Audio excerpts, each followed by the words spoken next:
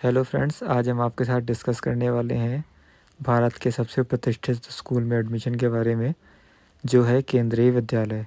केंद्रीय विद्यालय का नाम हमारे देश में बहुत ही सम्मानित स्कूलों में से लिया जाता है।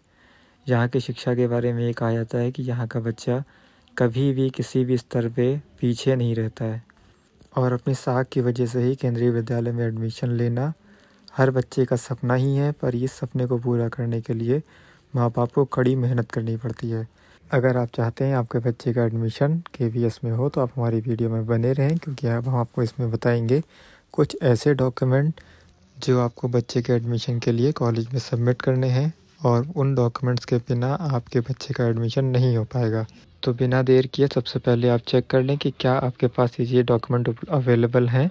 अगर ये डॉक्यूमेंट अवेलेबल नहीं है तो सबसे पहले आप इन डॉक्यूमेंट को अरेंज करें, नहीं तो एलिजिबल होने के बाद भी आप अपने बच्चे का एडमिशन केवीएस में कराने से वंचित हो जाएंगे। लगातार वीडियो को देखते रहें। अगर वीडियो का कोई भी पार्ट स्किप करते हैं तो आप कोई भी ओरिजिनल डॉक्यूमेंट लेना भूल सकते हैं। तो सबसे पहले आपको केवीएस की वेबसाइट पर आना है। ये केवीएस की वेबसाइट है, जो ये पुरानी वेबसाइट का स्क्रीनशॉट है, जिसमें आपको सेम ऐसी ही वेबसाइट खुल कर आएगी और ऊपर एप्लीकेशन का ऑप्शन आएगा। एप्लीकेशन के ऑप्शन के बाद आपको सबसे पहले इंस्ट्रक्शंस पर क्लिक करना है। इंस्ट्रक्शंस के बाद ये पेज खुल कर आएगा, जिसमें आपको पूरी डिटेल्स दी हुई हैं, जिसमें आपको क्या क्या डॉक्यूमेंट लेना है वो अब हम डिस्कस करते हैं। ये डॉक्यूमेंट साल के हिसाब से बदलते नहीं है, तो आप इस बात को मत सोचिएगा कि ये पुराना नोटिफिकेशन है, नेक्स्ट नोटिफिकेशन जो आएगी तो उसमें ये डॉक्यूमेंट्स बदल जाएंगे। तो डॉक्यूमेंट्स हमेशा सेम ही रहते हैं, ठीक है। तो सबसे ऊपर एक दिया हुआ है कि आपको अपने बच्चे के मल्टीपल एप्लीकेशंस नहीं करने हैं, यानी आप अपने बच्चे के 2-3 एप्लीकेशन ना करें, और अगर आप एक से ज़्यादा एप्लीकेशन करते हैं तो जो सबसे आखिर में एप्लीकेशन करेंगे वही एप्लीकेशन एडमिशन के लिए मान्य करेगा केवीएस, ठीक है। दूसरा आता है कि अगर एक ही कॉलेज में 2 शिफ्ट चलती हैं, जैसे आपको पता है कि बहुत से केवीएस ऐसे हैं जहाँ पर शिफ्ट वाइज क्लासेस होती हैं सुबह और शाम के टाइम, तो दोनों को वो अलग अलग स्कूल कंसीडर करेंगे, तो आपको उनको अलग अलग चॉइस करना होगा, ठीक है। ये हो गए एडमिशन क्लासेस के बारे में। अब आपको बताते हैं कि डॉक्यूमेंट्स में क्या क्या रिक्वायरमेंट है जो आपको पहले से रखना है।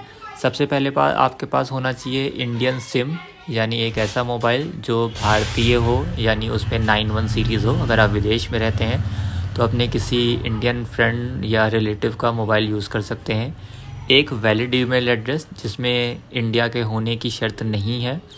एक डिजिटल फ़ोटोग्राफ या स्कैन फ़ोटोग्राफ जिसमें आप अपने बच्चे का एडमिशन चाहते हैं, उसी बच्चे का फ़ोटोग्राफ, ठीक है।